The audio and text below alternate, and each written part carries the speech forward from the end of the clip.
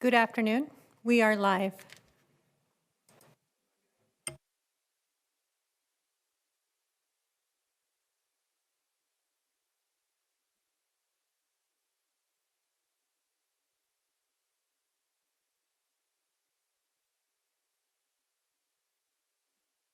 Is it just me or is it very quiet in here?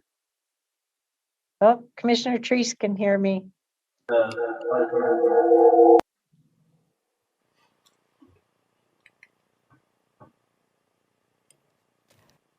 We are now live. Well, we can't hear our board clerk, but what I think she's trying to tell us is that we are now recording and able to proceed. So welcome back to the afternoon section of the Washington County Board of Commissioners work session this afternoon. This is Chair Catherine Harrington, and with me is Vice Chair Willie, Commissioners Pam Treese, Nafisa Fai, and Roy Rogers. We have just a couple of items remaining on our agenda for this afternoon. And given the seeing Mr. Philip Bramsford and Mr. Renker from Land Use and Transportation here with us, as well as Ms. Latricia Tillman and Charles Reinerson, I take it that we are starting with the Census 2020 Overview, Part 1. Wonderful, take it away. Thank you, Chair. It's so good to be with your board and provide this overview of some of the results from the 2020 Decennial Census. For the record, I'm Philip Bransford, the Communications Officer with the County Administrative Office. And as you've mentioned, we have a distinguished panel here to help out over the next 30 minutes. Starting with Charles Reinerson, who is the Oregon State Data Center Coordinator with the Portland State University Population Research Center. And then, as you mentioned, Ken Renchner, who is a Senior Planner with Land Use and Transportation, will follow, and we'll conclude with Latricia Tillman, or as you know, our Chief Equity and Inclusion Officer here in the County Administrative Office. I would just point out, not mentioned is Eva Haas, who is an incredible resource to us from Health and Human Services, who helped us put together this slide deck and is an excellent source of guidance about all things data. So shout out to Eva. And I'll just say one more thing as we get us rolling here, is that before we get into the details, I want to acknowledge the critical role that our Complete Count Committee played in getting us to this day. As you know, Washington County had the highest percentage of response to the decennial census, 77.7%, higher than any other county in Oregon. And I think a lot of that flows from the work that our partner organizations did with the county, including our cities, special districts, school districts, community-based organizations, all coming together way back before the pandemic. Well, actually, we were in the beginnings of the pandemic, and they deserve a shout out. So I just needed to acknowledge that, and the role that Amanda Garcia Snell from the county's Office of Equity, Inclusion, and Community Engagement also helped play as we worked together to lead that Complete Count Committee and all the cooperation that ensued. Next slide, please. So here's the rough outline of what we would like to talk with you about. I'm not going to read through all of this in order to save some time here, but I'll point out that as we worked on this presentation for your board, we realized that this is a highly technical area and there's a great deal of nuance involved. We are going to take a pause, just so you know, at each title slide bulleted here to check in with your board to see if there are any questions. And then if there is more time at the end, of course, we can spend that doing a question and answer. But if that works for your board, we will pause at each major section of this presentation to make sure that we're capturing your questions. And then finally, I'll just point out that for the board and for the public, there's a lot more data that we've provided in the slide deck than what we're going to present today in the interest of time. So I'd encourage the board to take a look at some of the other slides that we have available in the PDF version of this presentation. And with that, unless there are immediate questions for me, I would like to hand things over to Charles. Well, good afternoon, Chair and Commissioners. Glad to be here as part of my office's public service role in helping people understand and access census data. And starting way back with the Constitution, the census has been taken every 10 years since 1790, used to apportion the House of Representatives. And that became very important this time around, now that Oregon has 6 members of Congress. It's also used by the state legislature in our state and by state legislatures or commissions across the country to redistrict US Congress and state legislative districts. And there are links throughout this presentation. This one goes to this state legislature's redistricting page, so you can see the details about the districts. It's also going to be used by Washington County to redistrict the 4 commissioner districts to balance the population. And there's many state and federal agencies that distribute funds based on either entirely or partly due to the census. The professor from George Washington University has counted over $1 trillion annually from over 300 federal agencies that are distributed using census data as one of the guidelines. Next. So the decennial census, the Constitution calls for an actual enumeration. And that's why they have to go door to door to follow up with people who don't respond. And that's why they can't use administrative records. Some people want to say, well, doesn't the government know everything about me already? Why do I have to answer this? It's required in the Constitution to actually count everybody. We still get questions about socioeconomic data, like, what was the median income in the 2020 census? Well, the census doesn't ask about income. That was the long form, which hasn't been taken since 2000. Those kind of questions are now on the American Community Survey, which is a rolling survey, new results every year. And it has great detail on social, economic, and housing. Over 70 questions for even if there's only one person in the household, there could be up to 70 questions. There's additional questions for each additional household member. Next. Here's a sample of what was on the 2020 census questionnaire. Basically, just the data that's collected is age, race, sex, household relationship. And they have to be very careful about trying to count everybody. We know that no census is perfect, and you may hear about the undercount. There is an undercount, and it's different for different ages and races of people, unfortunately. But part of that is people aren't necessarily trying to hide. I think a big part of the challenge is that not everybody has a stable living situation. So they ask these additional questions like, were there additional people staying here? Because you may not think of somebody as your household member if they're just staying there temporarily. But if they don't have another place to live, they should be counted there. And there's a link to the full questionnaire. So next, I think that wraps up that section.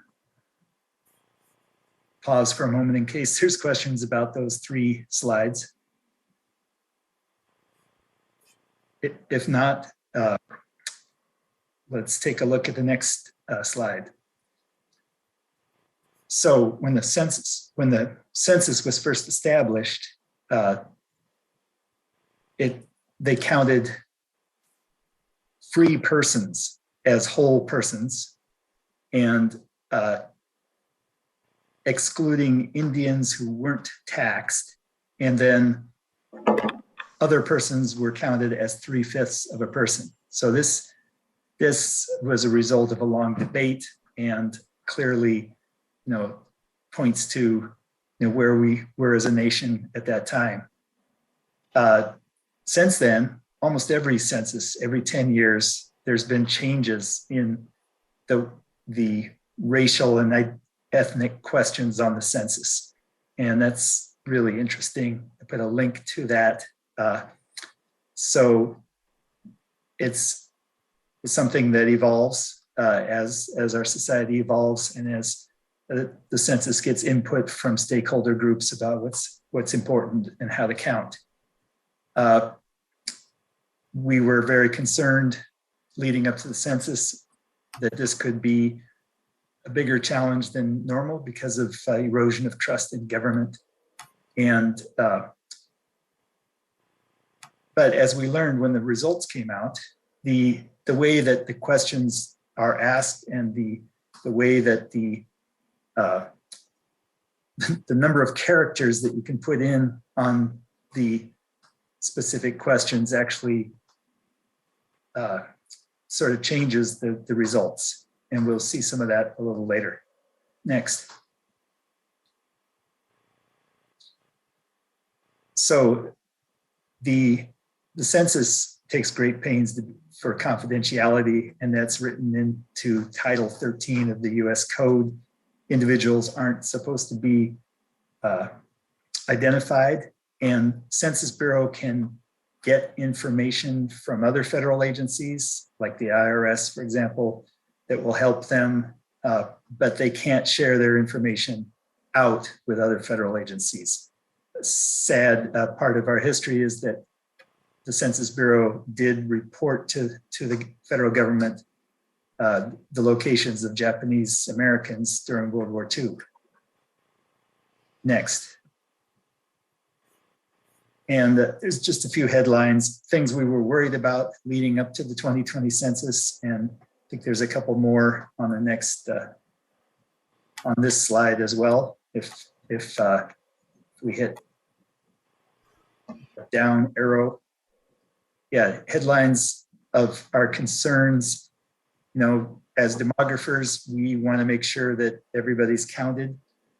Ruins our models if they aren't. But there could be political advantages, both foreign and domestic, to some groups of suppressing the count. So that was a huge concern. Next. And we see those concerns distributed differently by race. We know around this time, great concerns about Asian hate crimes, racism, social justice movements, immigration. These all affected the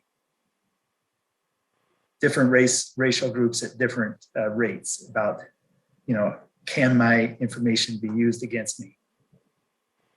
Next. And there's never a perfect time to take a census. 2020 was already going to be challenging because it was an election year. And then COVID hit right around the time that people were being asked to respond to the census. So ideally, everybody went online and answered the census, but we knew that wouldn't happen.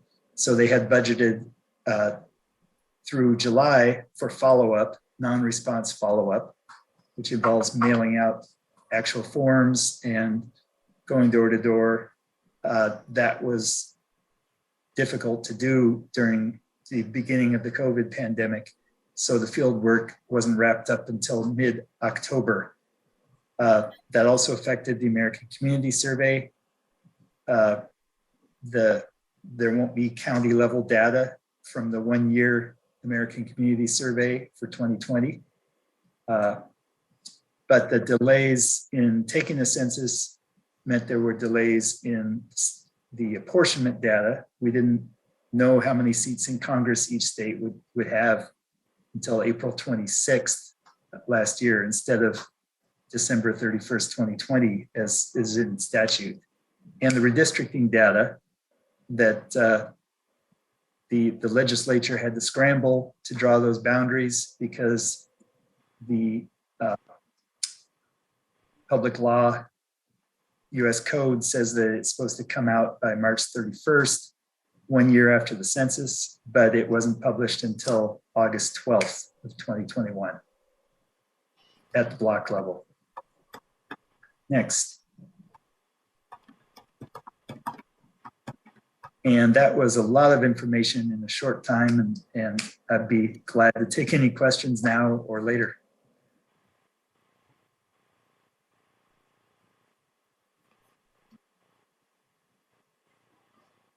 And if not, I'll turn it over to Commissioner Treese, you're unmuted. Do you have something? Sorry.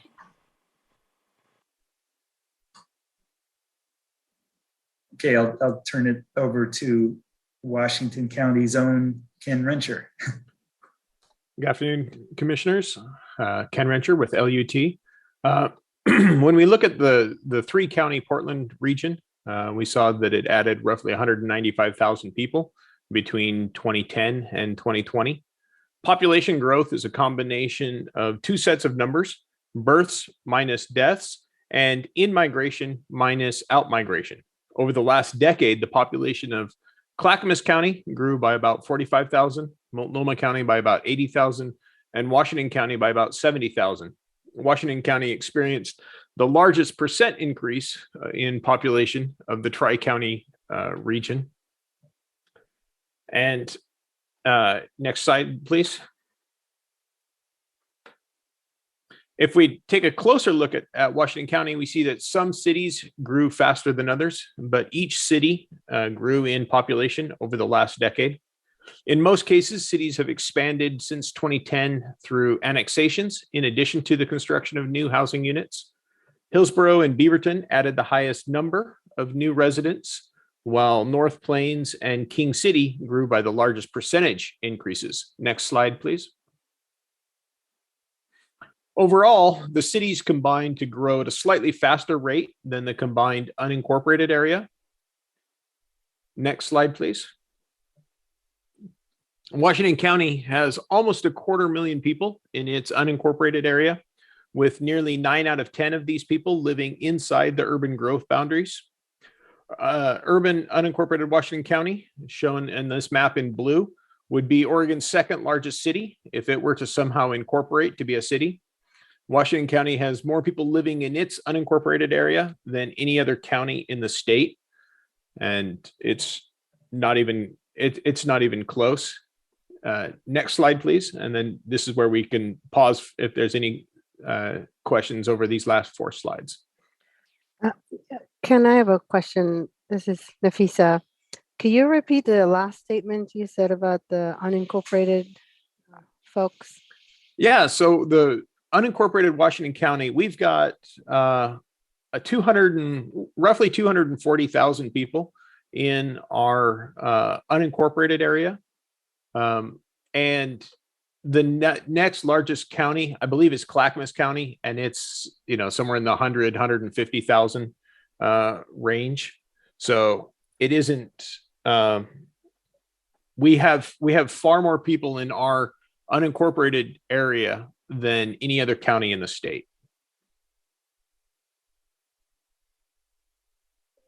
Thank you. And I'll take it from here. Next slide, please. This, we'll see the exact numbers in the next slide, but this is graphically showing the increased diversity in Washington County between 2010 and 2020. The white alone non-Latinx share fell, and the nearly every other group,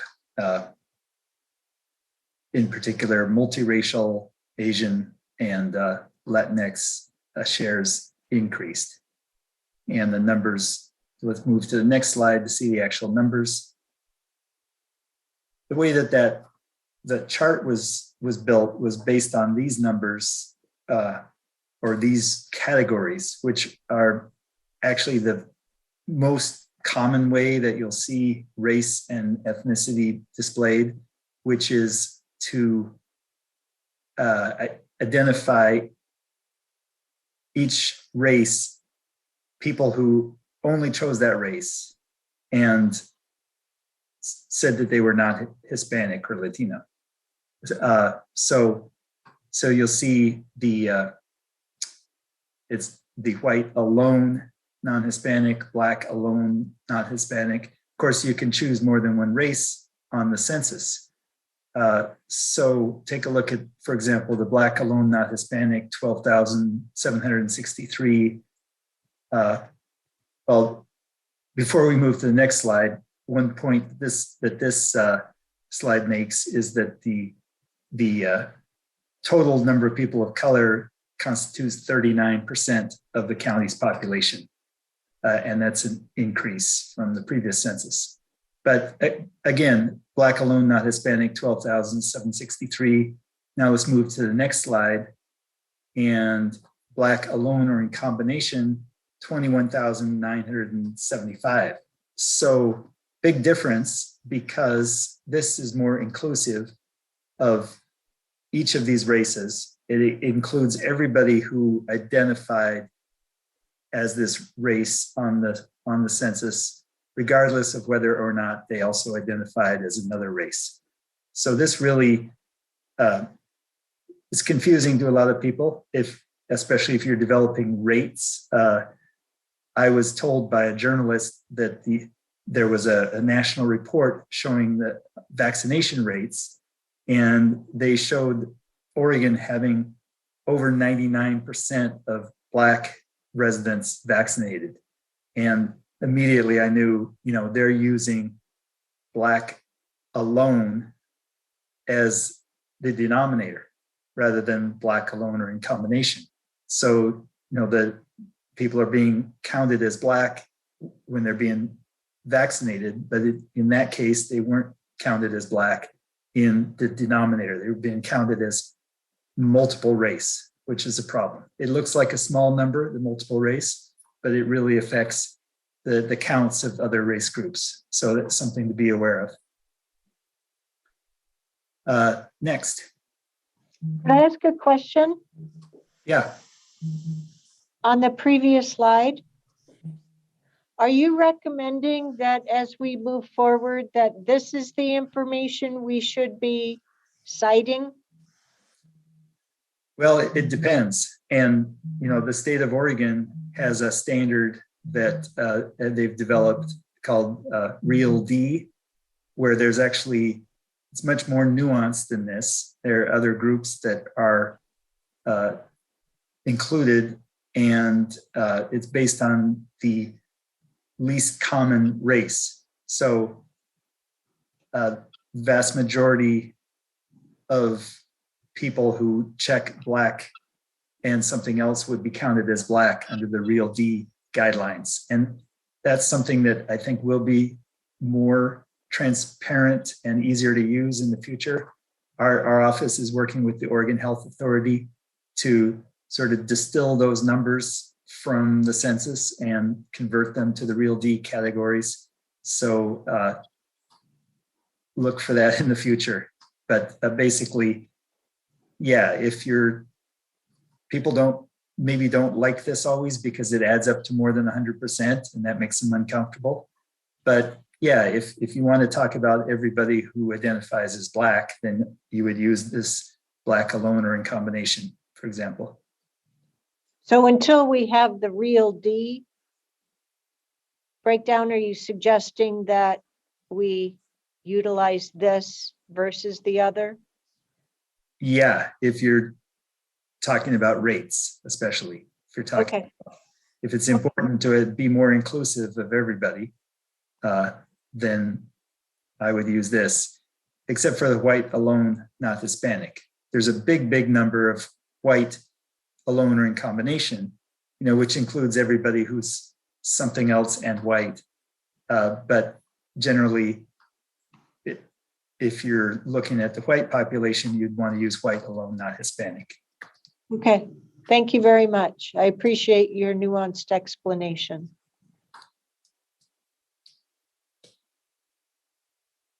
So we're going to see a couple of slides showing the diversity indices. So next. And this is a metric that's defined by the Census Bureau, but I believe it was Ken from Washington County who calculated it for census tracts within Washington County. And here's the 2010 diversity, the likelihood of 2 randomly selected residents of a census tract being of a different racial or ethnic category. And if everybody in the tract were the same race, the diversity index would be 0. And so up from there. So that's 2010. The next slide is 2020. And you can see, much higher diversity than in 2010. And all 4 of the commissioner districts, which are superimposed on here, have, very diverse populations living within them. The Washington County is, very multi-ethnic. It's not, there aren't, with a couple of exceptions, there aren't homogeneous enclaves of diversity of non-white folks, but diversity is spread throughout the county. And next.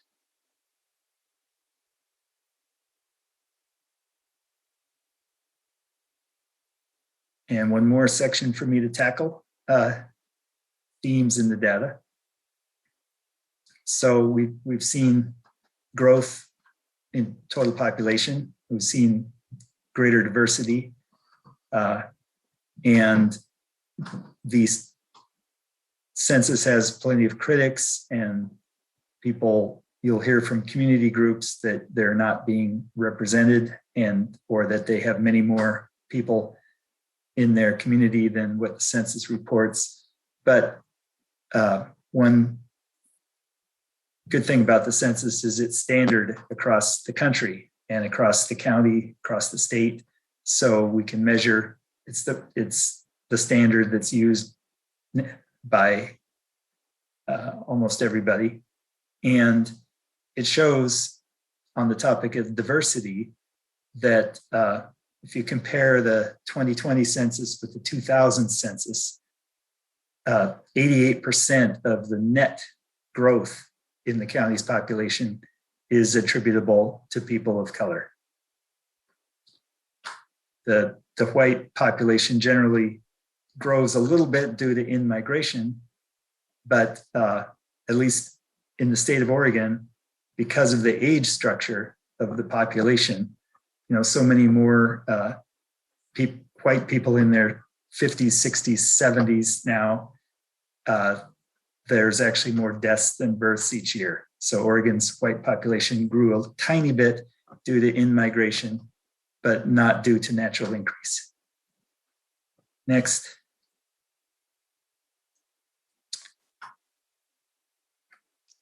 And I'll take it from here. Thank you so much, Charles, for your part of the presentation and to the team.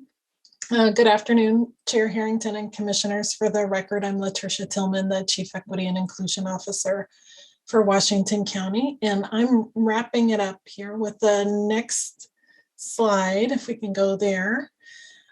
So why did we want to bring the census data to you today? I'm going to try to attempt to connect some dots here as we wrap up, and then we'll take any questions you have. But you have received high-level census updates before now, particularly with a focus on reapportionment of county commissioner districts and the creation of new legislative districts at the state and federal levels. And I want to connect this briefing to other briefings that you've received on Design the Future and our One Washington County initiative, which is focused on building a leading edge, mission-focused organization that can better serve the community now and in the years ahead. And we feel that successful implementation of Design the Future requires data-driven decision-making. And the census, as was mentioned, gives us quality population and demographic data that's central to our efforts to assure equity. Disaggregating population data helps us understand how gaps in social and economic outcomes are often patterned by race in our community, as well as the magnitude, understanding the magnitude of those gaps. So as an example, one of our next steps for applying this new census data is to look at how the county can assure language access for current and potential service recipients. And that requires that we know the predominant languages spoken in Washington County so we can help prepare for that, to provide that language access service. And that's one of the things that we're looking forward to as future data gets released. As more data is released, we'll have a better understanding of where we can and can't do more analyses at the census tract level, which the maps that you've seen were organized at the census tract level, but often census data is often provided even down to the census block level. So we'll be looking at what we can and can't do with that more granular data. The 2020 Decennial Census has race ethnicity at the block level. And so we can look at that. And we're also looking at additional data points to come from the American Community Survey, which has the more in-depth information, but it also won't be available to us until summer or so. And then what we're learning is that the complexity of privacy algorithms, Charles talked about privacy in the census, but that complexity of those algorithms is delaying additional release of data containing age, sex, race, and household data. So the slide shares a little bit of our initial thinking about ways we think that more analyses of the census data would help us identify and respond to community needs, which we know this board is very focused on centering community needs.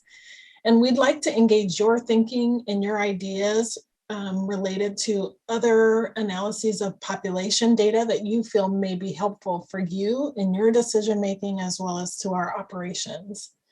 So I'll leave you with that question as well as any other questions you may be thinking about, and I'll turn it back over to you. And just before I do, say so much thanks and appreciation for the team of folks who put this presentation together. So next slide.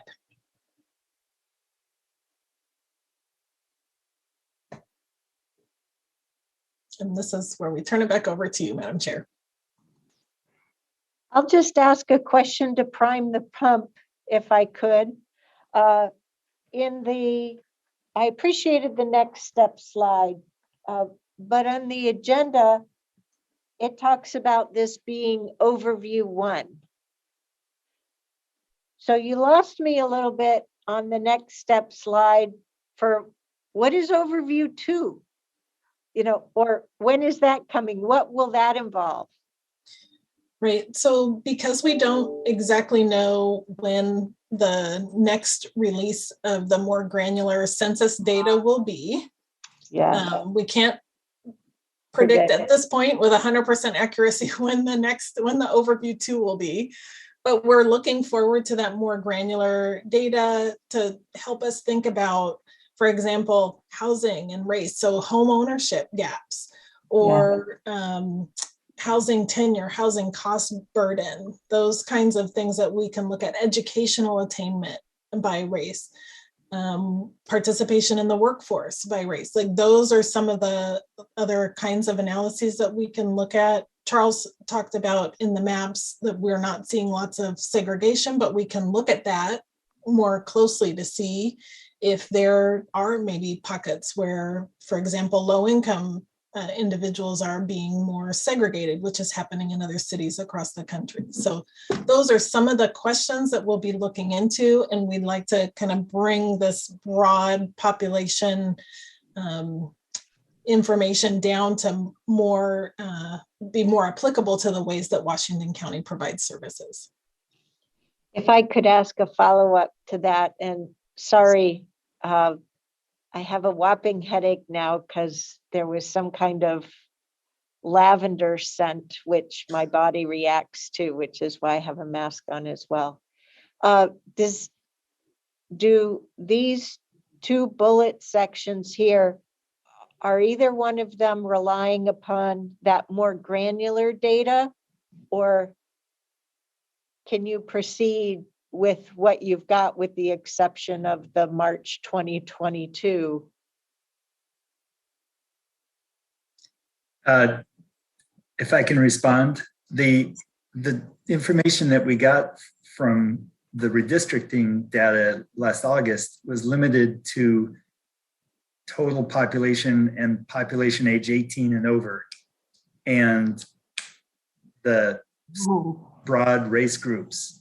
So that's really limited. And they didn't even produce male-female tabulations or household relationship, which is really important. Or as Latricia mentioned, home ownership. There's a question on the census, do you own or rent your home? And with the connections on the form, we can tabulate, or the Census Bureau will tabulate all kinds of information about household relationships. How many people aged 65 and over are living alone? How many children are being raised by their grandparents? How many, and then drilling down by race, how many Hmong, how many Koreans, we don't have any of that data yet. And that's really hindering our work, actually, because after 2010, we had that kind of information by August of 2011. Now we're waiting, 2.5 years after the census, hopefully getting it by the end of 2022. Yeah, so it sounds to me like that whole slide is reliant upon that. Okay, sorry, I didn't catch that earlier. Got it. Commissioners, any questions or comments? Go ahead, Vice Chair Willie. Yeah, thank you. There is a lot of information to this. I'm going back to the comparison of slide 19 and slide 20 and trying to grasp why slide 20 is what you said we should be using for some of our data. So let me ask you this, maybe this would help. In 2010, were the questions similar in regards to race? So in other words, did you have the option of a blended, alone or in combination title to the other ethnic groups? Yeah. Okay. It's a great question. They're based on the Office of Management Budget guidelines of 1997. So since then, all federal agencies are supposed to be asking the question this way, which is two separate questions, one on Hispanic ethnicity and one on race, check all that apply. So those standards have been roughly in the same for the 2000, 2010, and 2020 census, which in one way is nice because there should be some compatibility. But as it turns out, the way that they added for both the white and black populations write-in boxes this time. So if you're white or black, you could say what specifically, like Ukrainian, Caribbean, this sort of thing. And also they increased the number of characters that you could write in.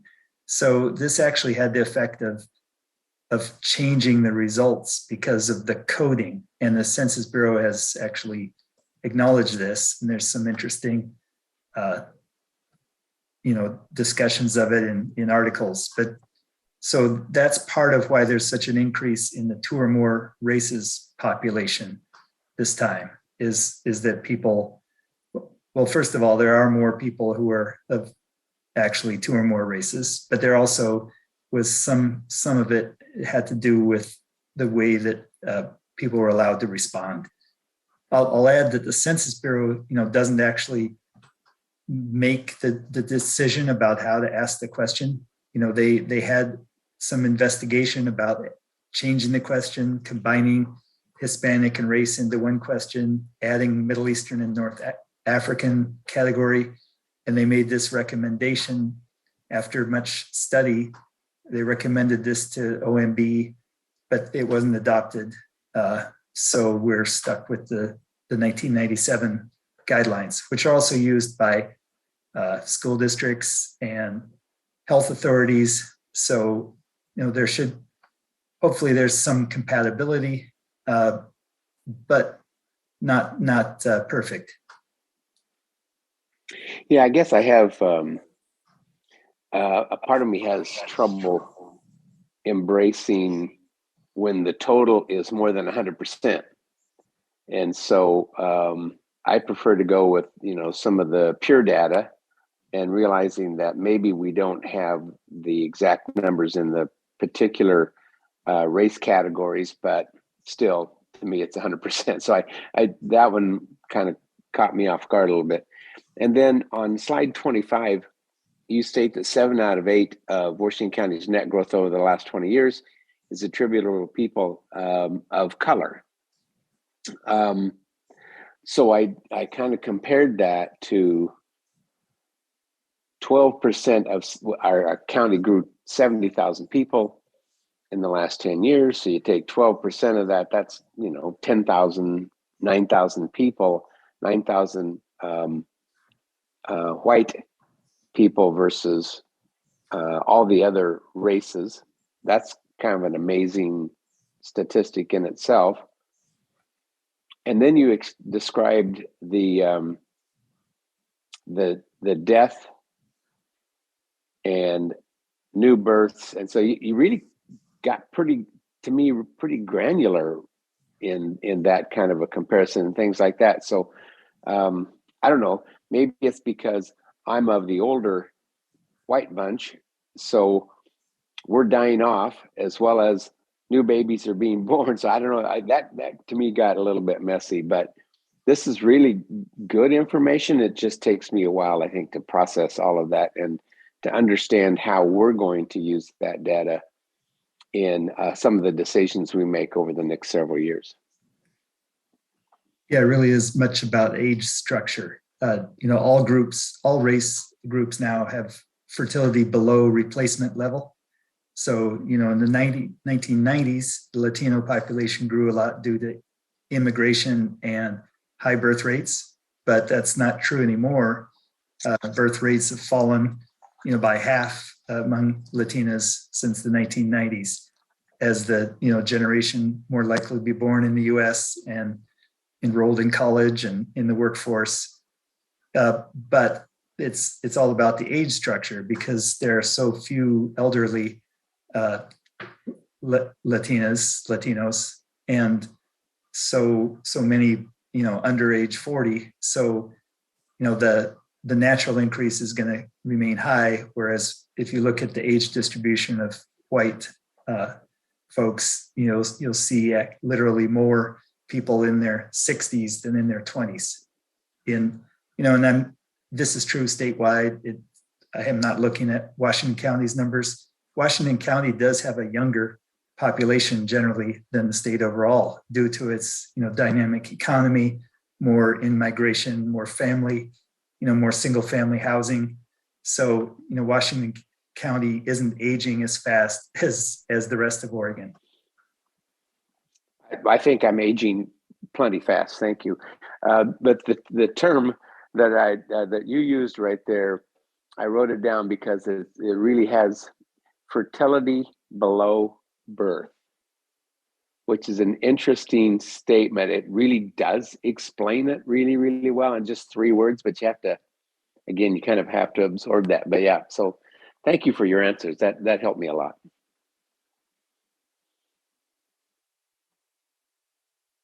Other commissioners? Okay, seeing none, I'll wrap it up with a couple of things. So I really appreciated having the slides that follow about the racial diversity over time for each of these category groups. I have 2 comments. First is on slides 47, 49, 50, and 51. I'm not really sure where to look for the color associations that are not displayed for the pinks and so forth. And I don't believe that I can utilize the key color that is on slide 22 from the gist of it. So that's 49. Okay, let me go back there. So So I I'll can use this as the guide? yeah, so I'll speak to this one. These Oh, I see. these I don't printed these slides from the other day, and we didn't get a message that the PowerPoint had updated. So now I have what I need. Thank okay. you. Okay. Oh, can you go back to that slide? I think.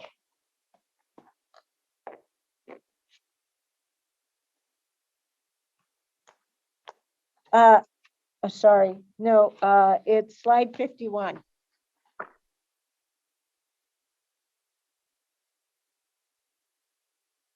Yes.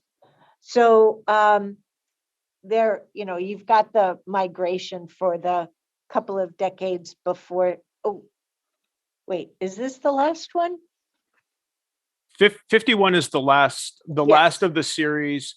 49, 50, Yeah, and 51 2020. are Yes. all percent Hispanic Latino. Yes. Yes. So this is really a powerful slide sequence when you go 49, 50, 51. And the reason I want to point this out is because I have always been a fan of population numbers. And so prior to our getting this, I've been following the American Community Survey data, as well as the PSU population data. And we use those pretty heavily in the data for the consolidated plan that the Policy Advisory Board uses. And so when we as a board received a letter of complaint from the city manager of Cornelius, Rob Drake, and then subsequently in our meeting, I was speaking to this slide series where we have a significant, and in my word, greater than 30% is significant for one population set. We have a significant Latino population all across Washington County. If you go back to 2 slides up, you can see how we had concentrations of that population really around the Hillsborough, Cornelius, and Forest Grove area. But it has diversified since the 1990s, which when I first moved here, through to 2000, through to 2010, and now to 2020. So to be quite frank about it, I'm not dismissive at all about the makeup of any of our communities and that they may have financing problems. But I stand by what this data tells us and what this board and the voters have decided, that we're going to have to use this information and use it to make different decisions out into the future. So I want to highlight the power of having this information, how much I appreciate the staff enabling us to be wiser about the conditions of our community and making all this material available to us in a way that is easy to digest and move forward with throughout our community. Thank you very much. I know you've put a lot of detailed work into putting this together. It's been very helpful. And now we're back. Yes, Commissioner Treese. So I'm confused. I'm looking at, I've another computer set up here where I've logged in, and I'm looking at the presentation. I don't have the same slide that you just showed with the key. And I went in through the portal to find that. So the reason I bring it up is that I'm concerned that our public watching this won't have it either. Our packet needs to be updated after the meeting. Okay, I missed that. I thought that's what you said, but I wasn't sure. Okay, I'm right there with you. Okay, it really is a fascinating presentation, and I have to confess to scrolling ahead to understand everything as you were talking and to look at it all. It's really extremely comprehensive and very powerful. So I think this would be an interesting presentation at a town hall. I'm just going to raise that and say, the results of the census and what we've seen over the course of this 20-25 year time span, I think would be really interesting to everyone. And also on that point that Commissioner Treese is raising, for the upcoming proposed budget, it's the first time that we're using an equity lens. Will you be adjusting that equity lens to reflect this information, countywide for a countywide decision making? Or will we have to use the older information? And it underscores the timing of such a town hall, because right now our March town hall is slated to talk about budget conditions, and it might be useful for us to release, we've already released this data, but highlight it and then just summarize it real quickly and talk about how it's being used for our budget decision making. Thoughts? Madam Chair, I can just say that one of the elements of our budget equity tool, which all of our county departments and organizational units within those departments are using to inform their budget recommendations, they are looking at one of the major pillars of advancing equity work, which is looking at the data. And so some of that is looking at the data at the population level, like we are sharing here with you today, as well as looking at the data of individuals who are actually accessing our services by race and ethnicity and other social and economic factors. So this should be informing that deliberation at the departmental level and below, and then we'll also be providing the board with training on the budget equity tool so that you all can apply it as well in your deliberations. Woohoo, more to come. More to come. I have Good one point. question. Go ahead, Commissioner Rogers. And I think, Tanya, I don't know, probably direct you to this. This, I think, my fourth one, if you can believe it, that I've gone through. The information always gets a little more detailed each time.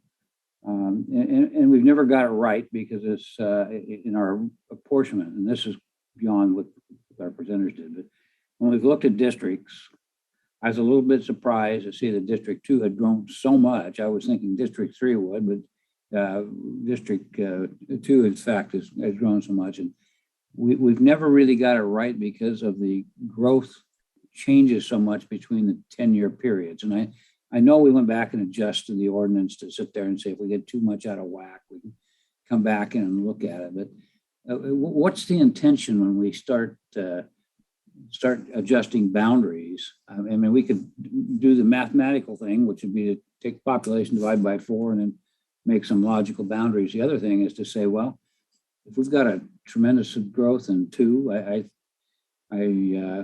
think that maybe you pare it back just that little bit more. So you take a little bit more out of there, so that if it starts to increase, it won't be so much beyond, the limits of what we're doing. So can you talk to me about the next steps, which I think is where we're going? And I know you're going to have another session, so you're going to do it then, but just generally what you're thinking. And I see Mr. Carr has his hands up. That is part of the reapportionment process.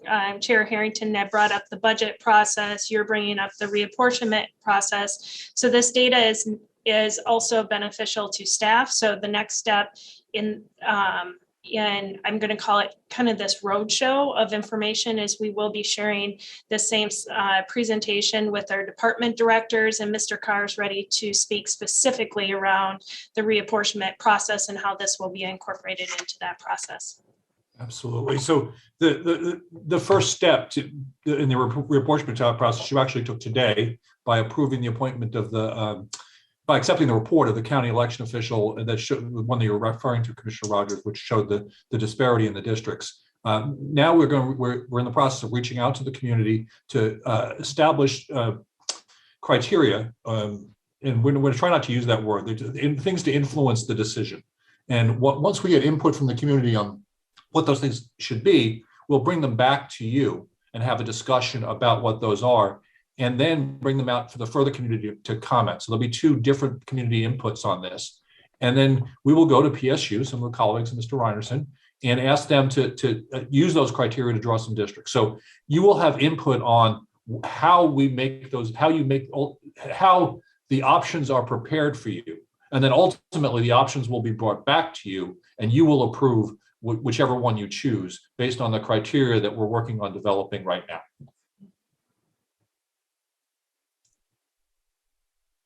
Could I rose my hand because I have a question based upon what I heard and what I asked staff about. So I believe with the information that we acted on today, that you did pretty much what Commissioner Rogers was talking about. You took the overall population, you divided it by 4, you came up with a baseline number. So the District 3 population did grow. It did grow because River Terrace was developed, amongst other places. But District 2 with North Bethany grew that much more. So the data that we saw today did not reflect what the population for each district was for the last reapportionment. That's correct. So I believe what the information that we had in our packet today does reflect the kind of setup that Commissioner Rogers was thinking of, and that divide by 4, that baseline number is then that 100% mark for then determining what out of bounds beyond that exists. So that's all I wanted to try and reinforce. Thank you, Commissioner Treat. Thank you, Chair. Mr. Carr, you talked about, you said, I don't want to use the word criteria. And I don't remember what word you used in place of that. Sorry. I ended up using criteria because I don't think we've come up with the right word yet. Well, Okay. State land use, the word factor has been used instead of criteria. Okay, so what we're going to do then is go to the community and ask what factors they're interested in using, and then that'll come back to us, and we'll have a discussion here. And how do we come to that final decision? And the reason I'm asking this question is I think about the discussions that I participated in during redistricting for the House districts and different places. It was a fascinating discussion, but a lot of different opinions. So as I recall, and there are people, I'm not part of the team, but I do the legal part. There are people who are prepared to talk about this better than me, but let me see if I can remember correctly. What Amanda Garcia-Sell is doing is talking to community leaders about what we should be looking at. What are the concerns, particularly among communities of color? And then we will bring that back to you and have a discussion. Once we select those factors, we will ask PSU to develop some plans. And then I had it wrong earlier. PSU will come, once we have some plans, we will take them out to the community. And that's really the most important part, because the community then needs to tell us, well, we want our neighborhood together, or these neighborhoods have historically been divided by this road. And that kind of granular information that only the people who live in the communities really understand best will get that input. And then we will refine what we've got and bring it to you. And the last time, I believe there were 6 different options that the commission was presented with, and the commission chose one. Thank you. That helps me understand what the process is, and I just want to make sure that we are in good communication with our community groups as we move this forward. Our community engagement team is very much part of this, and they're great.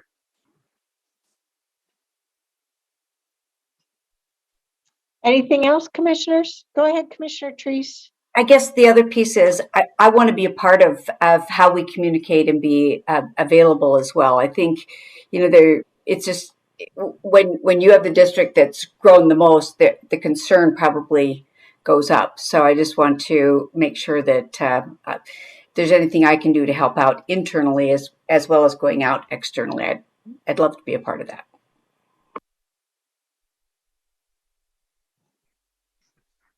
Any other comments, commissioners? No, I think that's it. Terrific work, staff. Thanks very much. Making better decisions through data-informed decisions. Yay! All right, I believe we have one more topic left. How are we doing on timing, Ms. Angie?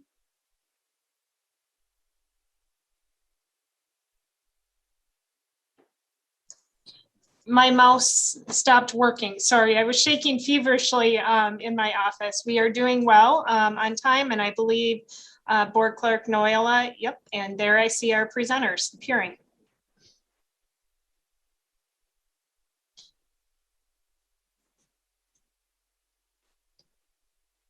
Okay, and I will turn it over to Kristen Burke. Great, thank you. Good afternoon, Chair Harrington, Commissioners. We're very happy to be back again today to present some more information about the Center for Addiction Triage and Treatment, also referred to as CAT. With me today is Nick O'Cone, the Division Manager for Behavioral Health, and Greg Wyman, our Real Property Manager. For the record, I'm Kristen Burke. I'm a Special Project Supervisor within the Division of Behavioral Health. Next slide, please. So we were in front of you 2 weeks ago to talk about the financial analysis that we've been working on for CAT. Today, we're coming back to talk about the work that we've been doing around community engagement, as well as the outcome of the due diligence work that we've been doing on the various site options for the CAT. And then at the end, we're going to have a request for some direction from the board in terms of the next steps related to the site. Next slide, please. For those of our listeners who might not be familiar with the project, I always like to start with just saying a few words about what the CAT is. This is a concept we've been working on for the last 2 years to really develop new infrastructure for substance use treatment services in Washington County, with the idea being that we would create a center that has many different levels of care to promote really easy access to whatever services a person might need. You can see the different services there, and under co-located supports, we're really talking about all those additional supports that helps a person be successful in their recovery journey. So things like healthcare, access to housing, and peer support. Next slide, please.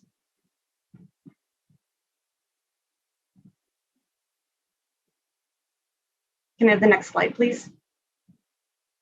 So through this journey, we have this has been a journey that has involved a lot of community members, people with lived experience, professionals, providers.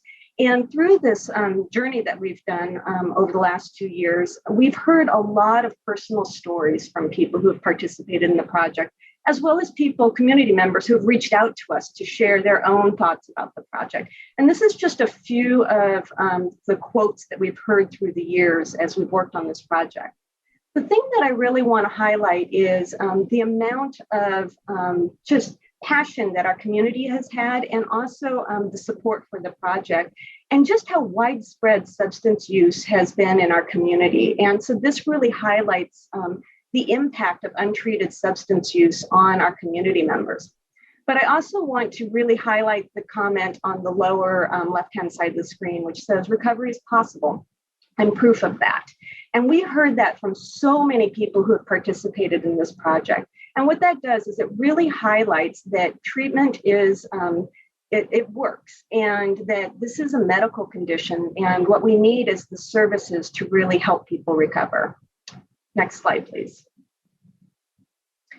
So you're aware of most of this, and I should have said at the beginning that most of what we're going to be covering today is also contained in 2 different briefs that we also are part of your board packet. So our goal today is actually to be pretty high level about it and really offer time for you to ask questions. So again, we've been working on a lot of different aspects to this project, both scoping out the core features, the different size of the project. We've completed a feasibility study, the financial analysis, and then really a lot of our focus over the last few months has been on the community engagement and assessing the sites. And I do want to say before Nick walks us through some of the community engagement work is that we really do recognize that this is just the beginning of the work and that it'll be ongoing throughout this entire project. Next slide. So I'm going to pass it off to Nick here and have him walk us through the community engagement work. Thanks, Kristen. Good afternoon, Chair. Good afternoon, Commissioners. As Kristen mentioned, my name is Nick O'Cone, and I'm going to be walking through our community engagement strategy and some of our recent activities in this area. This is an area where we've been really exerting a lot of energy and attention over the recent months. And we've actually developed a written strategic plan for engaging communities specifically around this project. This slide really lays out some of the key activities of this plan, and we're going to be going into each of them a little bit more detail in relation to specific actions we've been taking with these key focus areas over the recent months. We have this written plan, and we are happy to provide it to each of you, and also are hoping to put it on our website immediately following this presentation as well. Next slide.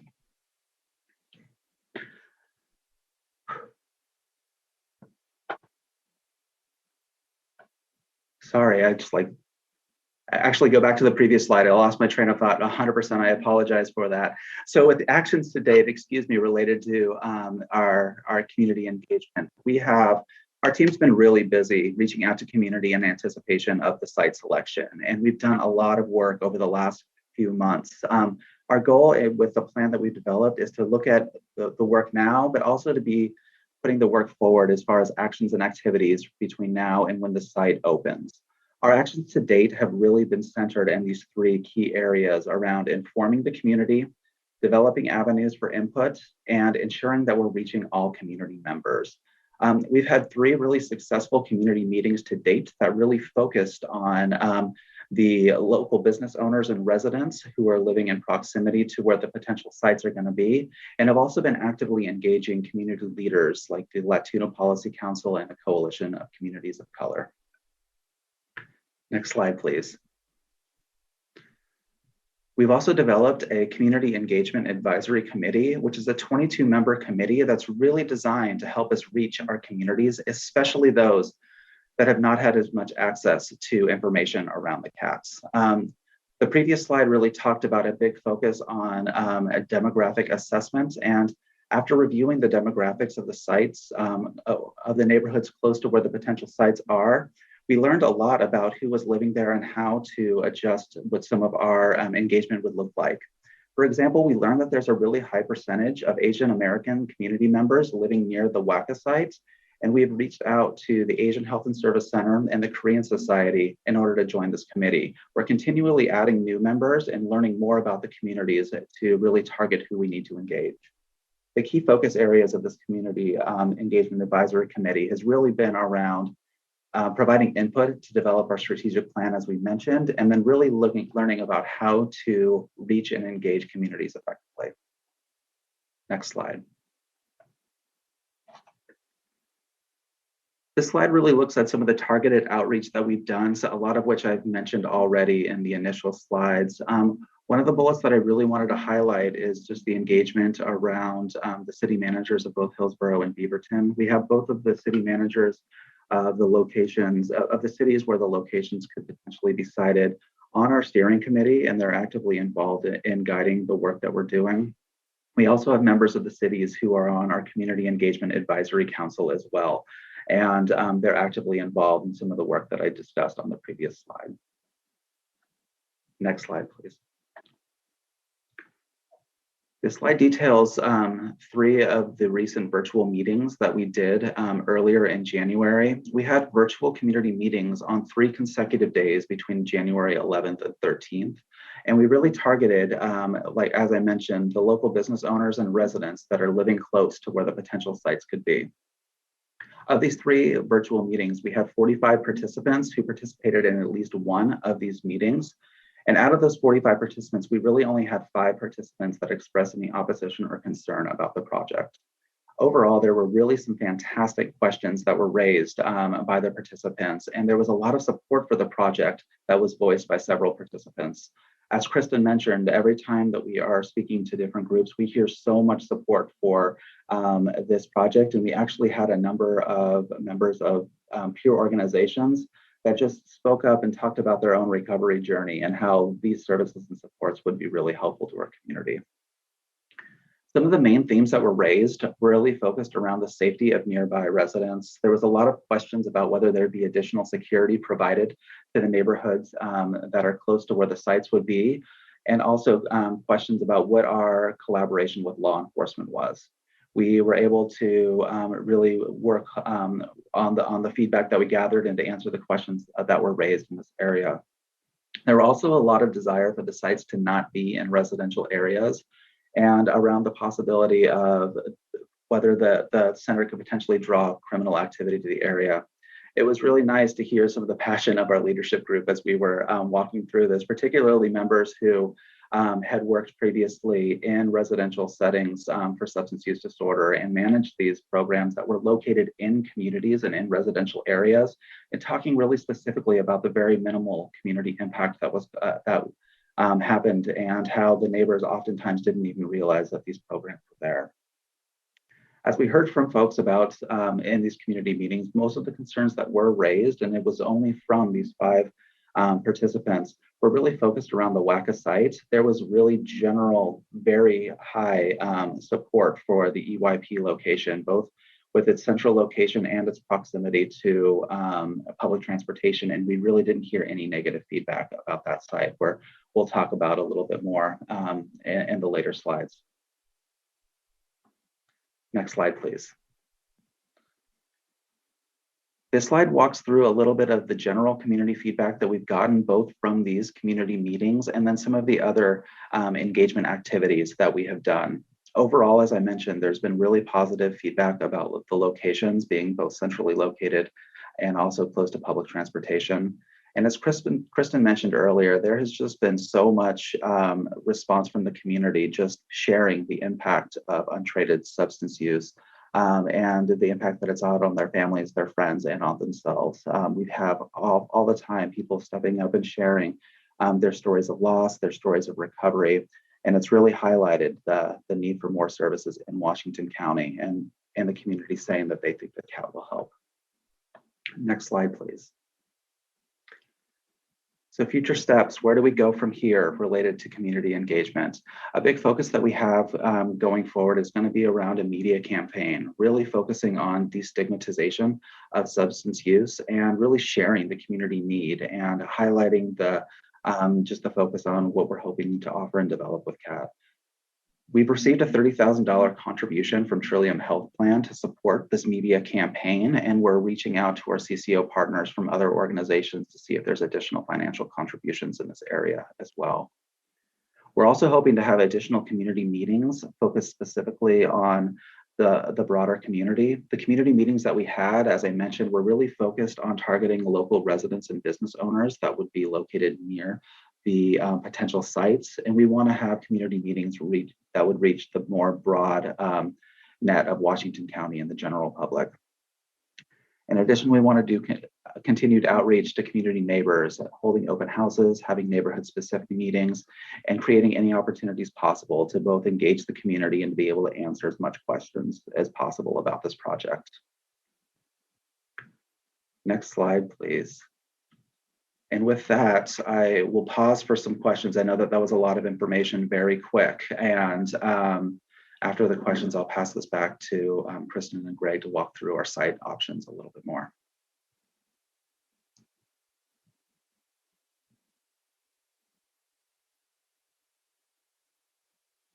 I have a question. Nick, could you go back to the slide? I'm sorry, I don't remember which number it was, but it was the one where you talked about the meetings that you'd had, and there are 45 people in the meeting. Are we there yet? It's one back from there, yeah. There we go. Okay.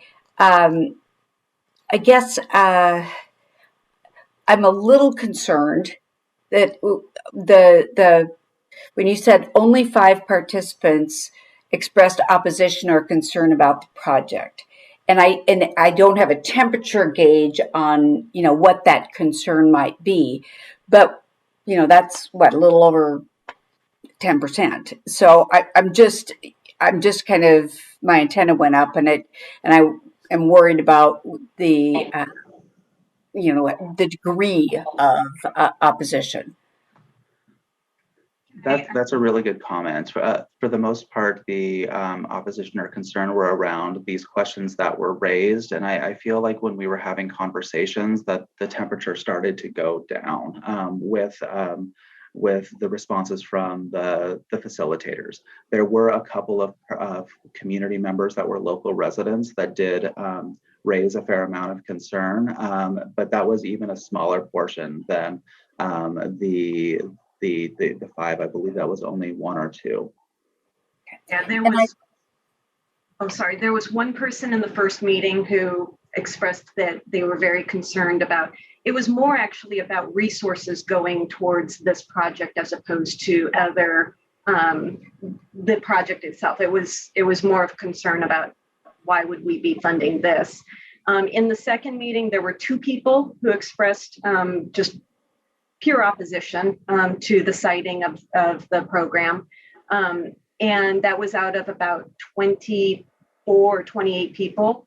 And then in the third meeting, we had 2 people express concerns, but not opposition. So they raised a lot of questions about safety and about, will this really help? And is it enough? Because, homelessness needs to also be addressed and things like that. But it wasn't specific opposition to citing the program at WACA. It was more of a kind of general concern about system overall. Thank you. I just want to make sure we've got our eyes wide open as we move forward. Absolutely. So if I could ask a question on slide 12, and I may have missed that when you gave the information, but right in the middle, additional community meetings focused on broader community. If there's one thing that we need to be really sensitive about is we are, of course, looking at locating these facilities in pretty much Western Washington County, certainly a distance from our Southern County communities, King City and Tualatin and those folks.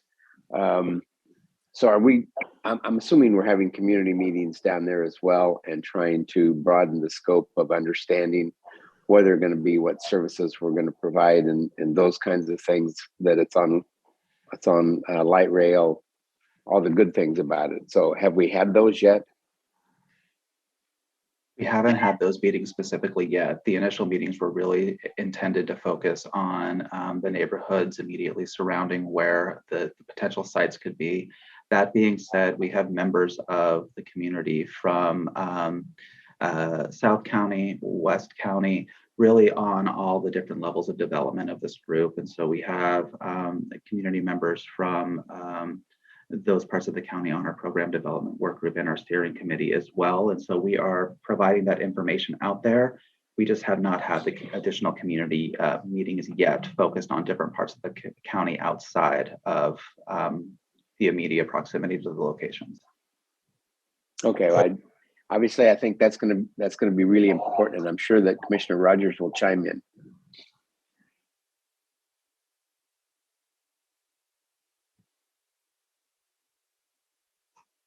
If you're waiting for a response, obviously so. South County obviously from time to time thinks they're in another county because they think Hillsborough is a long ways away, but I think that that's starting to dissipate a bit over the years.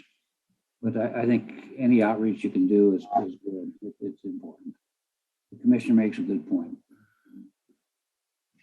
Yeah, absolutely. And we will make a concerted effort to make sure that we're broadcasting to the whole community, not just the areas around where the sites are being proposed. Any other commissioner questions or comments? Okay. I just want to make sure, and we can talk about it offline, that I understand your targeted outreach, but having observed both, and I'm thinking about both the WACA site and then Elam Young, but Elam Young,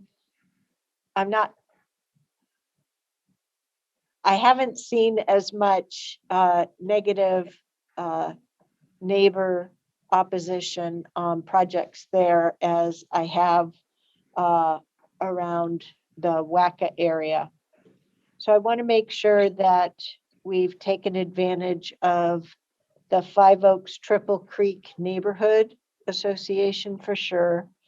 And also, also the Five Oaks Middle School PTO. I've lived through the Beaverton bus barn saga, as well as the Tanis Lake draining that Clean Water Services was involved with. So I want to make sure that we can do what we can do for that greater area. So thank you very much. Yeah, and thank you, Chair Harrington. And just to be clear, the first meeting that we had was actually with the Five Oaks Triple Creek Neighborhood Association. And I had a great conversation with the president talking about the project and the best ways to really engage that neighborhood association. And we agreed that we'll come back and continue to meet with them over time. And I bet the CCI would be interested in an overview as well, and that ventures further to the south. Thank you. If there's no further questions, we can move on to talking about the sites. We could go back to the presentation. There we go. So back in September, we came before this board and presented several options that were under consideration for the site and received direction to move forward in doing the due diligence on 2 of the sites. So today we really want to talk about the outcome of it and also provide some explanation about how we started with one option and are later going to be recommending another option. So next slide, please. So just as a reminder, we've evolved this project from its initial conception from being a single campus model to being a split campus model with some services provided on one site and other services provided on another site, not duplicating the same services at both sites. So we have split those into what we call the intensive services building and the community services building. The intensive services building is the building that people will be staying at for a range of hours to up to a few weeks at a time and will be open 24/7, 365. So really that's the residentially based treatment services that we're looking at offering. The community services building is much more of a service mall where we're bringing together a lot of different services into the same building to really kind of create that one-stop shop for our community members in terms of accessing a variety of supportive services. So that one's really different in that it'll be multiple community organizations versus the intensive services building will have a single provider that's really operating all of those services. Next slide, please. So I'll start talking about the intensive services building. As you know, we had presented the idea of using our county-owned WACA building as an option for these services. So we really did a fair amount of due diligence around that building, really looking at how the services could fit in there, how the building would need to be expanded in order to fit all the services that we're looking at. We also had a new appraisal done on it, which you can see how that came in. And just as a reminder, this is again where we would have the services like sobering, withdrawal management, and residential treatment. Next slide, please. So there is a lot to like about this building and how our services could fit into it. One of the things that we really like about it is there actually is quite a bit of green space behind the building. There's undevelopable kind of swampy land immediately behind it, as well as additional kind of parkland or wetland areas. It is near public transportation, and it has actually really nice access from the freeway. So that was one of our considerations in terms of trying to increase the access for community members throughout the county, is that by having it pretty proximal to Highway 26, that does make it a little easier to access than if it were deeper into areas that didn't have quite as good freeway access. We did evaluate it to make sure that it could be modified in a way that would support the programmatic needs. And we definitely feel that will work. The zoning is really one of the big issues, and I'm going to talk about that in just a second. But this is one of the very few buildings that we were able to locate. In fact, it's the only building we were able to locate that was zoned in a way that allowed us to place the residential services that we want to place in it. It will require conditional use approval, which I'll talk about in a sec. As we talked about previously with Nick, the community response was mixed. The primary concerns were about safety. So we really will be working on engaging with the community members that live near that site and the businesses that operate near that site to address their concerns around safety. But it's also, we've received both sides where some people have expressed a lot of concerns about the site because of its proximity to residential areas and just, again, concern about safety and could it, change the makeup of the neighborhood. But we've also heard from others who have expressed that that's a really great location because of its accessibility and where it is located in the community. Next slide. So some of the considerations that we explored and found to really support the services there is that the building can be expanded. One of the things we really like about it is that it does have multiple entrances. So we can actually split up the services in a way that is, clinically responsive to the people receiving services in the building. For instance, you wouldn't want the folks coming in for sobering and folks coming in for residential services who are in different states of recovery being in the same area. So the building really does allow us to have separate areas for folks. There's a large garage area that can be converted into being a commercial kitchen and laundry to support the residents that are receiving services there. The generator is great to make sure that we're able to support our community members in case of emergency.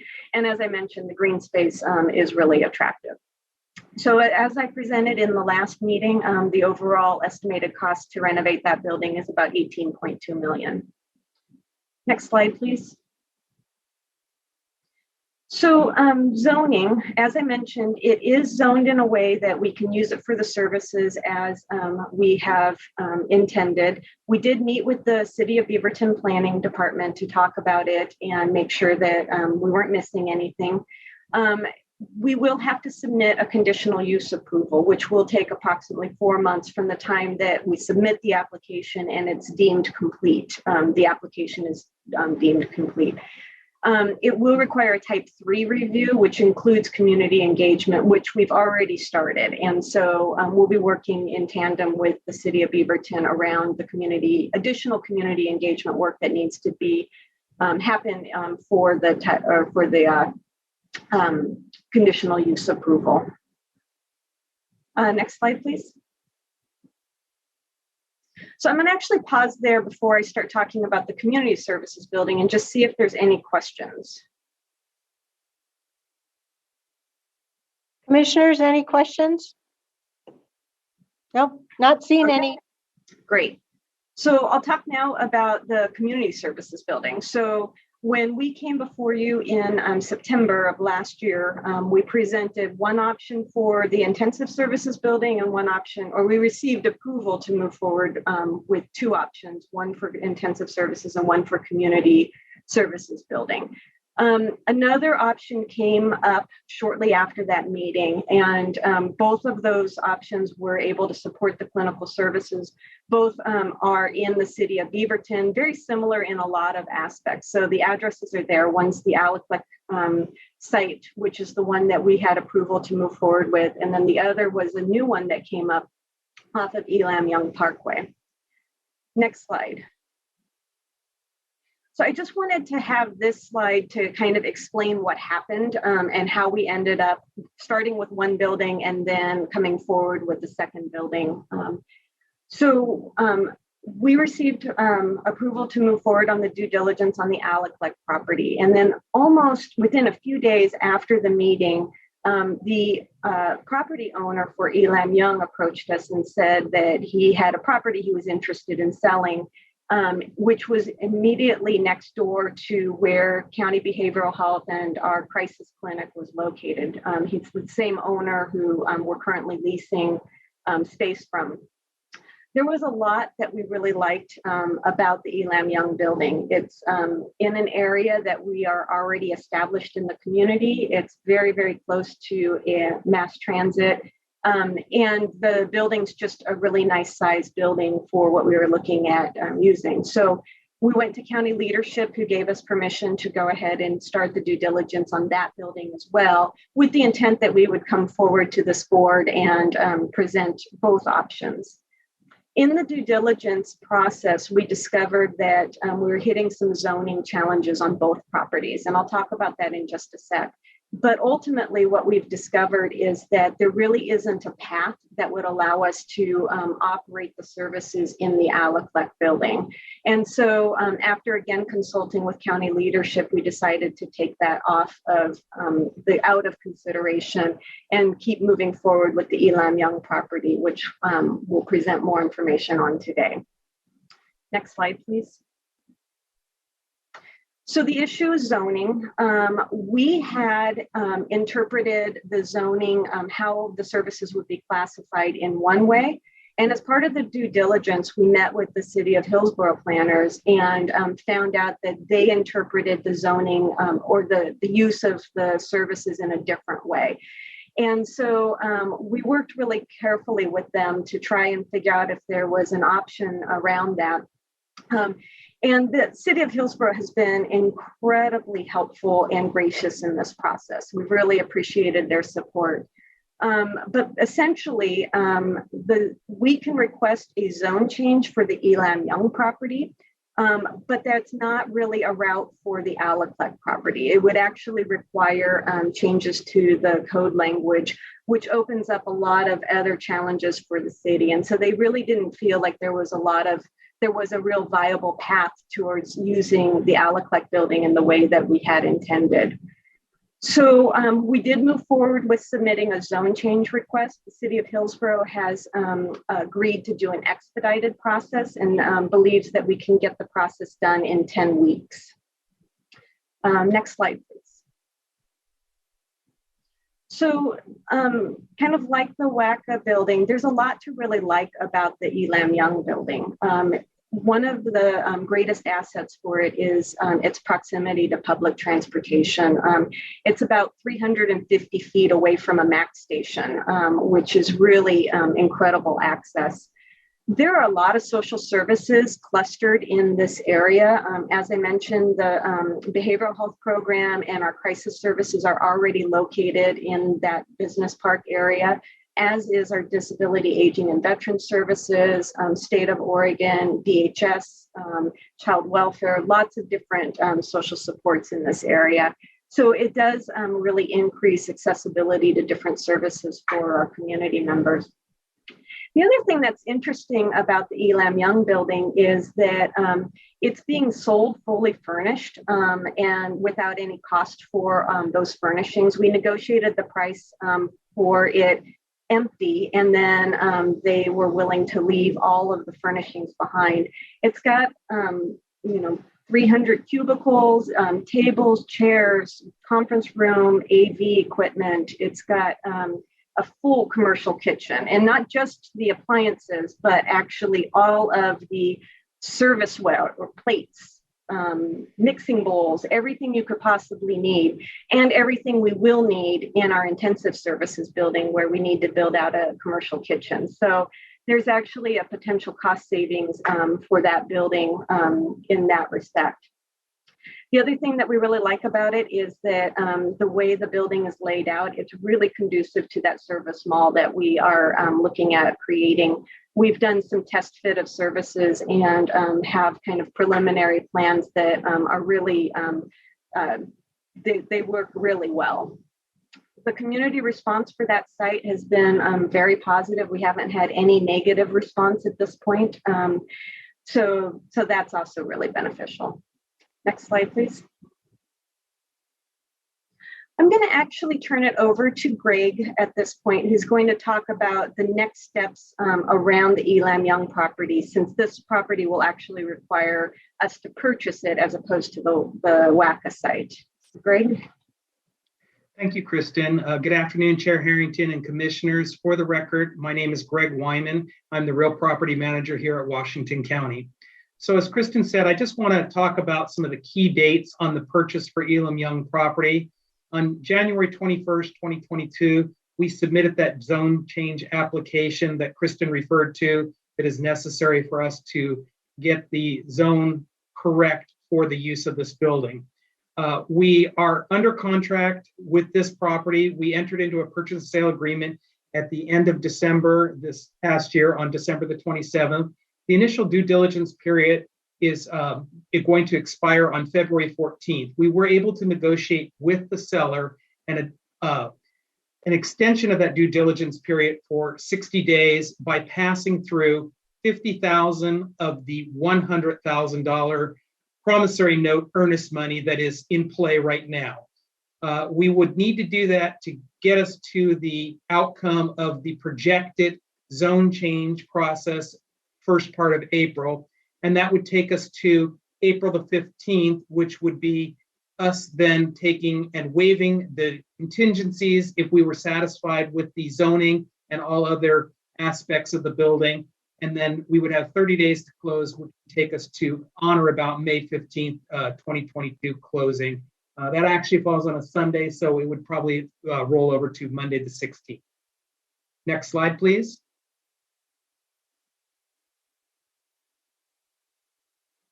Next slide. Thank you.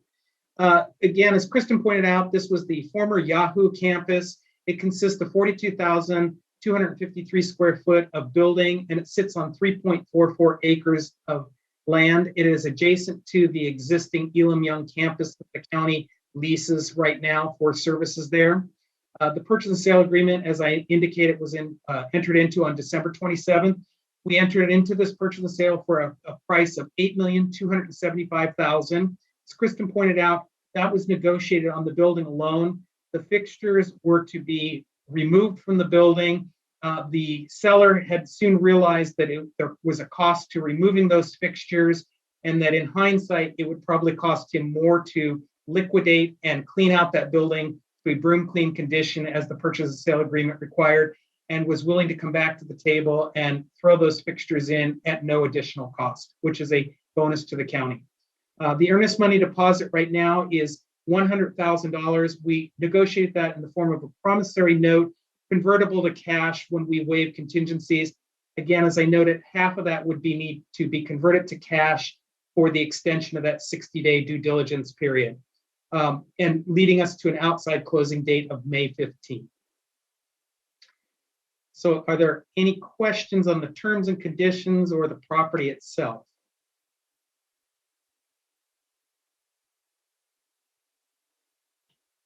So I made a mistake earlier, so I want to make sure, or I think I made a mistake. I just need to make sure I confirm my mistake.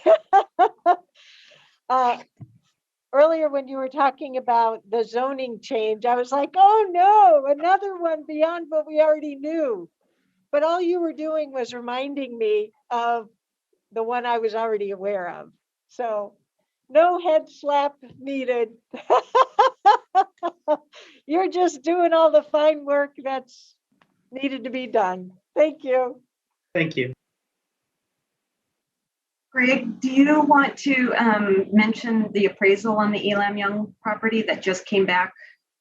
Yes, thank you, Kristen, for bringing that up. So last week, middle of the week, we had just received an appraisal that we commissioned for that to verify and validate that the $8,275,000 that we negotiated was within the limits of what the building was worth. And the appraisal came back at $8,275,000. There was some questions from the appraiser about the fixtures. We explained to them how that worked, and he backed that out and said, you're absolutely dead on with the price per square foot and the $8,275,000.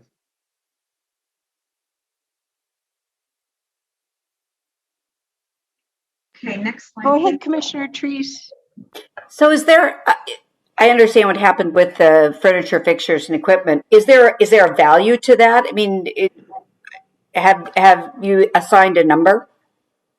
There is a value to that. We have a full inventory list. We were going through that now with capital improvements for them to kind of look at that and look at what the cost was for that equipment, and then what the cost would be to move some of that equipment over to the WACA building for recycle, reuse, as Kristen indicated. And then we can kind of give you an approximate ballpark of what that value is, because there is some cost associated, and some equipment may not be salvageable for use of what our intended purpose at WACA building is.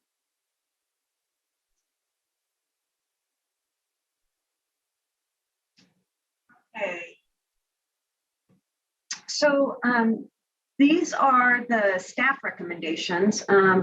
We would like to move forward with the WACA building and submit the conditional use request and start working on selecting both an architect and a provider. We would like to get the provider on board as soon as possible so they can inform the design work that's needed in the building, especially thinking about things like workflows and separations of space, and how to make sure that the building is really clinically aligned with what we're trying to do.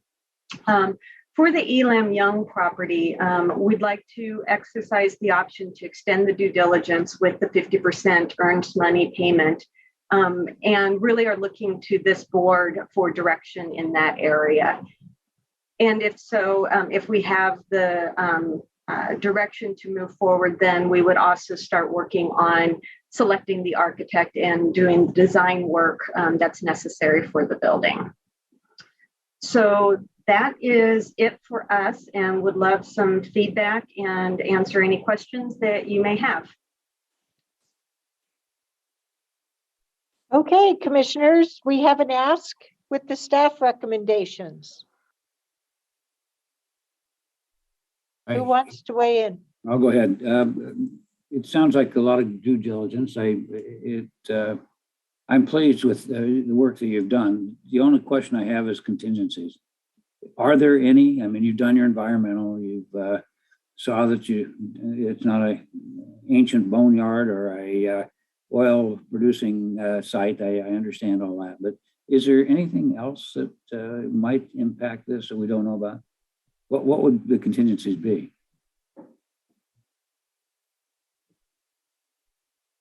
Greg, are you able to answer that? My understanding is that nothing has come up that we have any concern about in terms of the conditions of the building. But Greg, do you have more to share about that? Agreed, Kristen. There is age of the building. There is no concern with asbestos. We know that the history of the sites, the WACA building was purchased by the county. It was an old Toyota testing facility or research and development facility. And we know that the history, this was a newly built building for the Elam Young campus. So the only contingency that we really see is that we have baked into the purchase and sale agreement is that we would need to obtain this board's approval for the purchase of that. And that is part of the contingencies that we have under the purchase and sale agreement. But as far as the question, I believe, Commissioner Rogers, is there is nothing that we're aware of today that would set us to take a pause and say, we may not be looking at the right building here to purchase. Any HVAC, electrical, any sort of plumbing issues that we're aware of? Everything is dated, I understand, but nothing immediate. Nothing immediate. We're going through that process right now with our architects. That's part of all the due diligence that we are putting together to assemble before we have to waive contingencies. So far, the physical inspections, we had part of our facilities team with the local techs and experts here within the county go out and walk the Elam Young campus. And they came back and said everything looked good from a visual standpoint. And again, the architects are really engaged in going out and doing that deeper dive.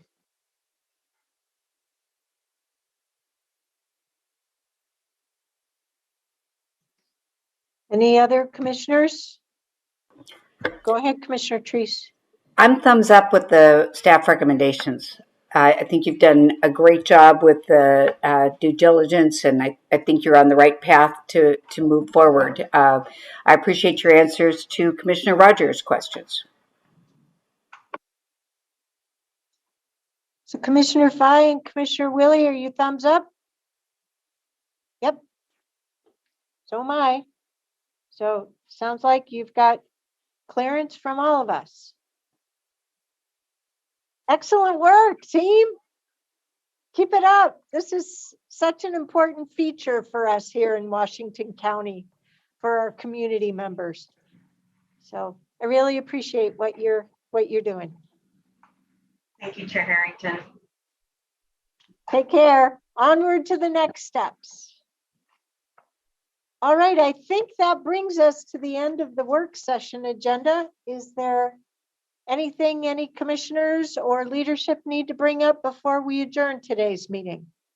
Go ahead, Ms. Taniguchi Dennis. Thank you, Chair Harrington. I just received the latest data set from the technical team regarding the sewer monitoring, and there's some great news. The team has said that we've moved off the plateau, and we're detecting that long hoped for sharp decline at the treatment plant. So I just wanted to share that with the board. They're doing their happy dance out at Clean Water Services, but the team says it's still a reminder we're at elevated viral detection, but it's a significant downtrend. So I wanted to share that with the board. We'll take normal elevated compared to seriously high elevated. Yes. So your bottom line, we're still seeing evidence of a surge, but we're hopefully on the backside of it. Right. That's well, let's hope it keeps dropping like a stone, like the forecast said it might. Yay! Any other good news out there? No? Well, onward ho, everybody. Keep staying healthy. Keep up the good work. Bye.